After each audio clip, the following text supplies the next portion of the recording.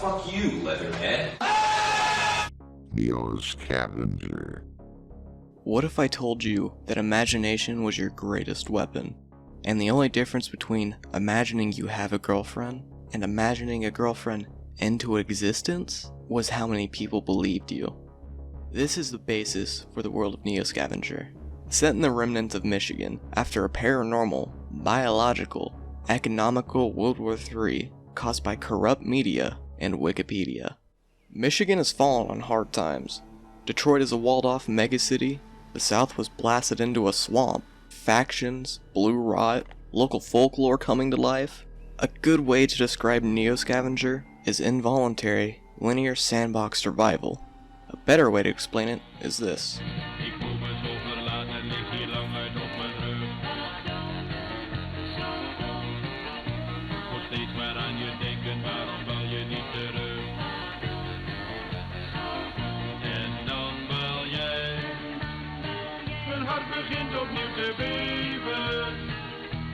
There's a massive open world where you'll likely end up falling into the same routine. Not because you have to, but because it's the only way to survive. Ruins and buildings close to Detroit generally have scarce, cheap loot, while locked storage sheds and forest shacks are more likely to have something actually worthwhile. But the real treasure is in the Black Swamp. Loot here is plentiful, because nobody wants to go there. There are ways to increase chances of loot without taking a major risk. Scavenge thoroughly with a crowbar and some elbow grease, or hide in the shadows to avoid any and all human contact, but always find absolutely nothing. Every game you can select abilities and flaws. Flaws can range from okay to a death sentence. I can live with being bad at seeing and sleeping. I can't live with passing out from pain every time I get stabbed. Abilities don't only affect stats. If you're skilled in botany, you can pick and identify berries for food. If you're skilled with ranged weapons, you can craft your own bow and arrows. There's also legendary traits, 2 to be exact. They are stupidly useful and give you powerful combat actions. They aren't unlocked through actual progression. Rather, they're both unlocked through completing specific interactions. Unstoppable is earned through using both strong and melee during the cryolab encounter. You'll get a USB stick with security footage of you murdering the Dogman. Bring it to a man named Hatter in Detroit, and he will be so amazed by your absolute power that he'll give you a pass to the city, and you will forever be known as unstoppable. Evasive is earned inside Detroit, and is absolutely useless. It gives you a lethal trap which insta-kills any enemy, but I've only ever used it once, and I've rarely seen it since then. Unstoppable is objectively the strongest and best, and if you kill the Murder Wraith, you get both abilities anyways. But hiding won't keep you safe if you have explosive diarrhea. Always keep clean rags, liquor, and antibiotics close, but beware of unknown pills. Those antibiotics could really be antacids. They won't kill you, but they're absolutely useless. An easy way to decipher good from bad is to always keep a test pill. If you know what a certain pill is, try to stack it with a similar pill. Only same items can stack, so if you can't stack a hydro with a random orange pill, then it's the wrong one. This also works for food and water too.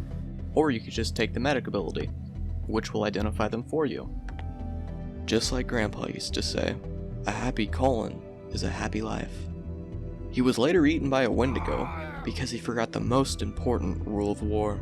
Attack within a range of 1, enemies will feast upon your buns. Combat is simple but brutal. Click the action, do the action.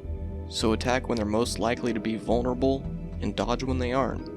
Never get within range of enemy attacks. Instead, cheese the game by crafting a spear and waiting for your enemy to run within 3 spaces. And while they're vulnerable, stab them. Or find a gun. Ammunition is rare and very valuable. If you want to survive any Dogman attack, stay as far away as possible and pick them off with bullets and arrows. On my current save, I found a rifle and ammo and made a spear really early, and went straight to Detroit to get unstoppable.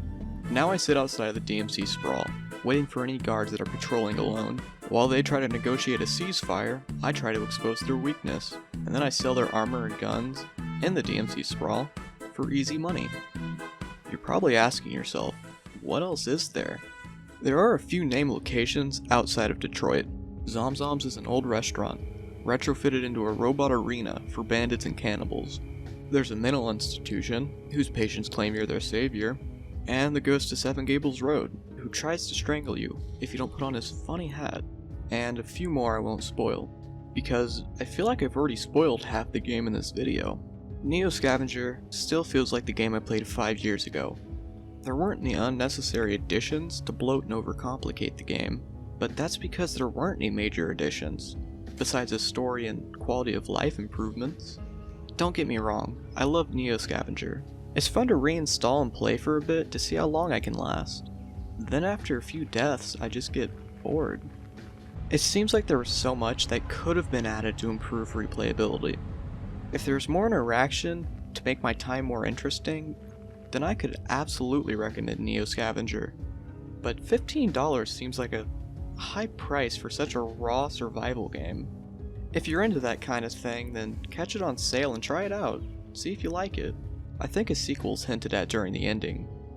And if you're into space sims, there's a spin-off being developed called Astronauts.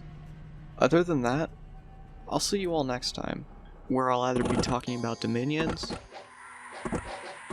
or MechWarrior 2, if I can get it running right.